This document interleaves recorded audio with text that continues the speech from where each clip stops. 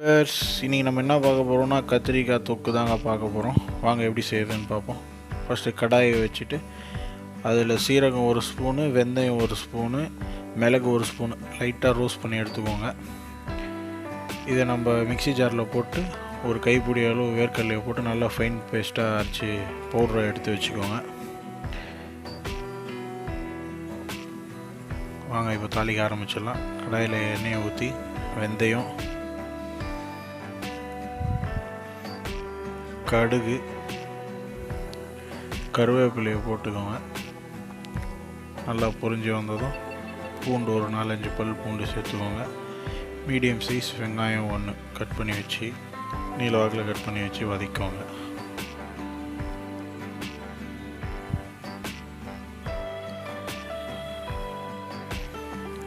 அது நல்லா வதங்கினோடனே ஒரு மீடியம் சைஸ் தக்காளியை எடுத்து கட் பண்ணி வச்சு அதை சேர்த்துக்கோங்க. சேர்த்து நல்லா வதக்கிக்கோங்க.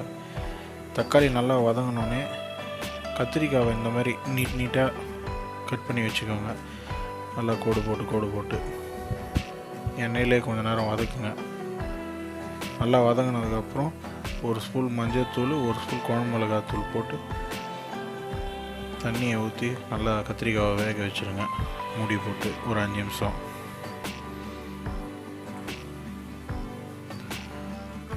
பாருங்கள், கத்திரிக்காய் நல்லா வெந்துருச்சு. இது கூட நான் ஒரு சின்ன லெமன் சைஸ் அளவு ஒரு புளி எடுத்து சேர்த்து கரைச்சி வச்சுருக்கேங்க. அதை ஊற்றி ஆட் பண்ணிவிட்டு நல்லா ஒரு கொதி வரட்டும்னு வெயிட் பண்ணுங்கள். பாருங்கள், நல்லா ஒரு கொதி வந்துருச்சு. இது கூடவே நம்ம நல்லா கிளறி விட்டுட்டே இருங்க. கொஞ்சம் ட்ரையாக வர அளவுக்கு பொடி சேர்க்கணுன்றதுனால. பாருங்கள், இப்போ நம்ம அரைச்சி வச்ச பொடியை சேர்த்துக்கோங்க.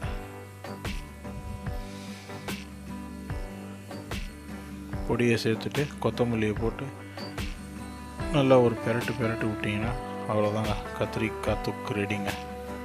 அருமையான கத்திரிக்காய் தொக்குங்க.